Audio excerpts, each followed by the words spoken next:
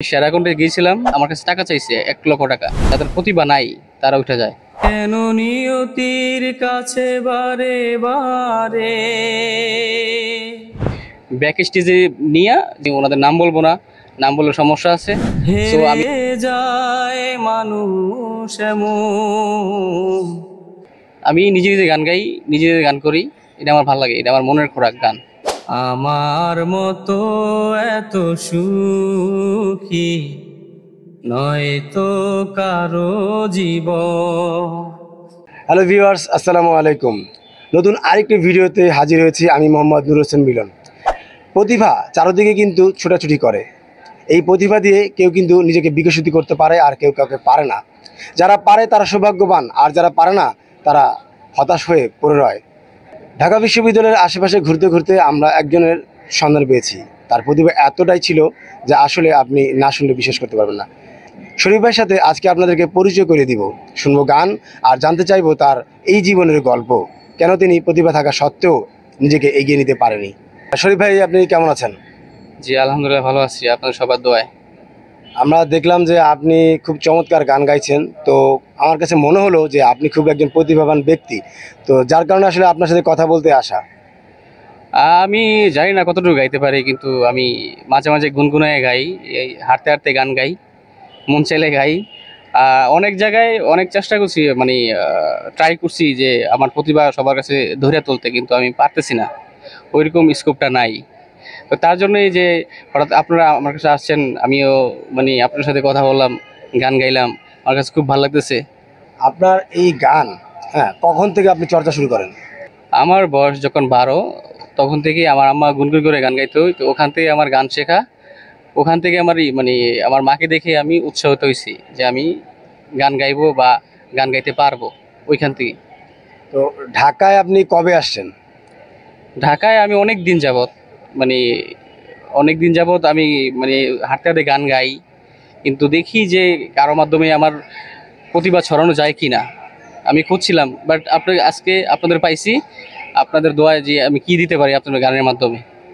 আচ্ছা, এই ঢাকায় তো অনেক সময় অনেক অডিশন বিভিন্ন টিভি চ্যানেল নিয়েছিল, তো কখনো কি ট্রাই করছেন কোথাও অডিশন দেওয়ার জন্য? হ্যাঁ, আমি সেরাকন্ডে গিয়েছিলাম, তখন আমাকে টাকার বিনিময়ে আমার প্রতিভা বিক্রি করতে দেয় নাই। আমার কাছে টাকা চাইছে 1 লক্ষ টাকা। আমি ওনাদের নাম বলবো না, নাম বললে সমস্যা আছে। সো আমি ওখানে আমার মন খারাপ হয়েছিল, যে যখন টাকা চাইছিল আমার মন খারাপ হয়েছে। তবু আমি ভাবছি যে আমি গান ছাড়বো না, আমি গানের হাল ছাড়বো না, আমি গান গেয়ে যাব। আমি নিজে নিজে গান গাই, নিজে নিজে গান করি। এটা আমার ভালো লাগে, এটা আমার মনের খোরাক গান। তার মানে আপনি ওই অডিশনে কত রাউন্ডে গিয়েছিলেন? দ্বিতীয় রাউন্ডে। দ্বিতীয় রাউন্ডে গিয়েছিলেন। হ্যাঁ। তো আপনার যখন প্রতিভা তারা বুঝতে পেরেছে যে হ্যাঁ আপনাকে দিয়ে হবে, তখন আপনাকে এই প্রপোজালটা করে, তাই তো? জি, যখন আমি ইয়েস কার্ড পাই, ইয়েস কার্ড পাওয়ার পরে একটা ধাপ আছে, ওই ধাপে যায় উনি আমারে ব্যাক স্টেজে নিয়ে যে বলে তোমার 1 লক্ষ টাকা দিতে হবে, 1 লক্ষ টাকা দিলে তুমি সামনে দিকে গাইতে পারবা, নাহলে পারবা না।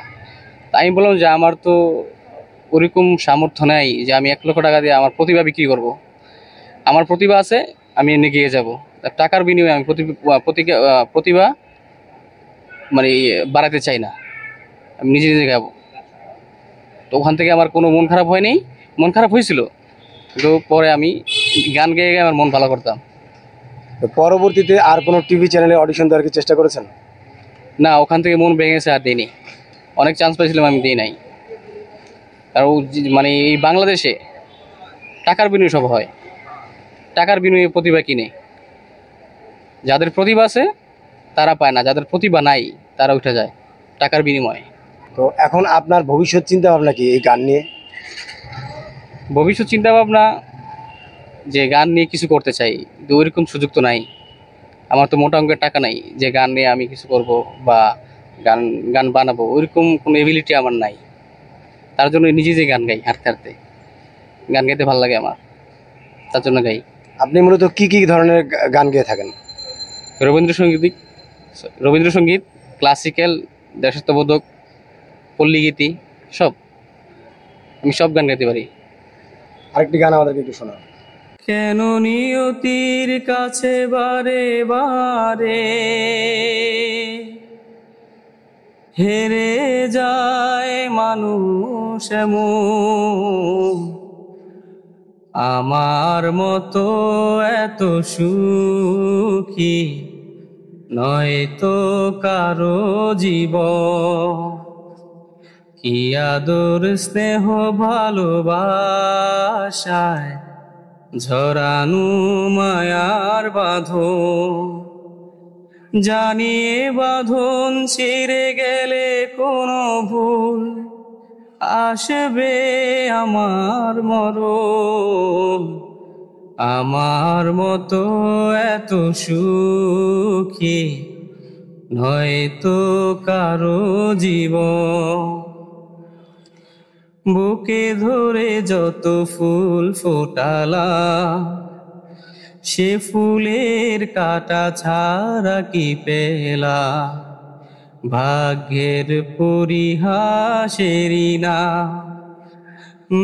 বুকে ধরে যত ফুল ফোটালা সে ফুলের কাটা ছাড়া কি পেলা, ভাগ্যের পরিহাসেরই না।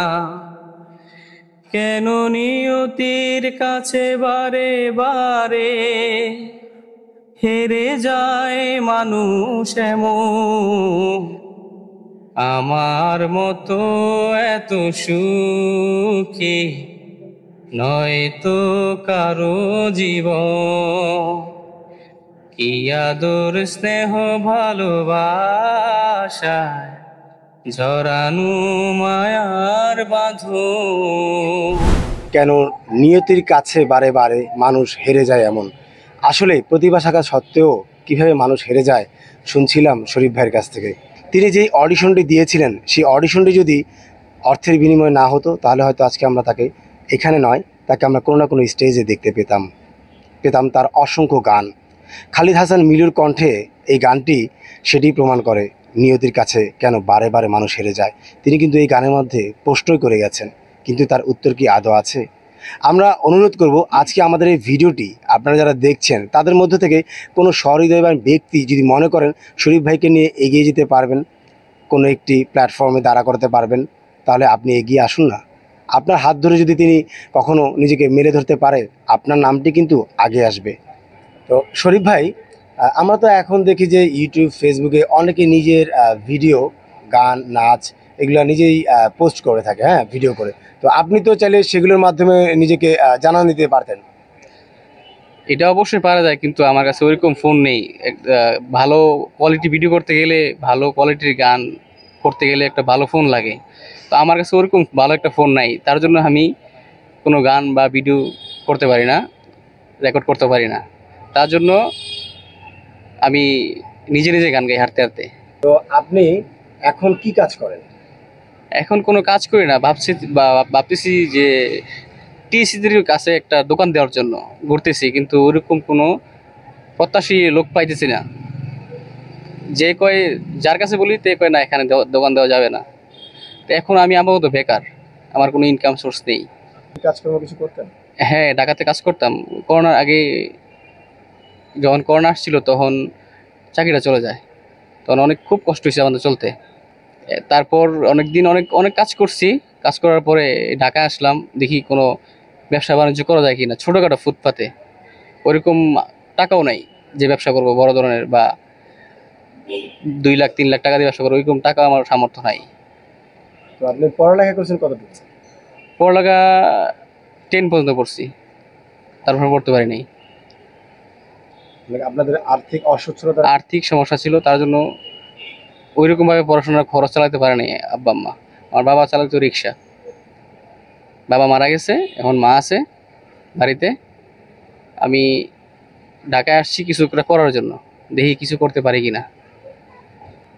কঠিন একটা জীবন পার করছেন শরীফ ভাই। আসলে আপনি যদি কারোর সাথে গল্পই না করেন কিভাবে জানবেন তার জীবনের কথা? আমরা কিন্তু আজকে তার গানের সাথে সাথে জেনে নিলাম তার জীবনের সুখ দুঃখের কিছু কথা। আমরা অনুরোধ করব আমাদের এই ভিডিওটি দেখে আপনাদের কারো যদি হৃদয় ছুঁয়ে যায়, যদি একটি চাকরি অথবা শরীফ ভাইয়ের জন্য এই গানের যদি কোনো একটা ব্যবস্থা করা যায়, যদি তার প্রতিভাকে উন্মোচন করা যায়, আমাদেরকে কমেন্ট করে জানাবেন। আমরা শরীফ ভাইয়ের সাথে আপনাদেরকে যোগাযোগ করার ব্যবস্থা করে দিব। আজকে বিদায় নিচ্ছি, আবারও দেখা হবে নতুন কোনো ভিডিওতে। সবাই ভালো থাকবেন, সুস্থ থাকবেন। আল্লাহ হাফেজ। তো বন্ধুরা, বিদায় নেওয়ার সময় আমরা শরীফের কাছ থেকে আপনাদের জন্য আরেকটি গান উপহার চাইবো। চলে যায় যদি কেউ বাঁধন ছিঁড়ে, কাঁদিস কেনে মন?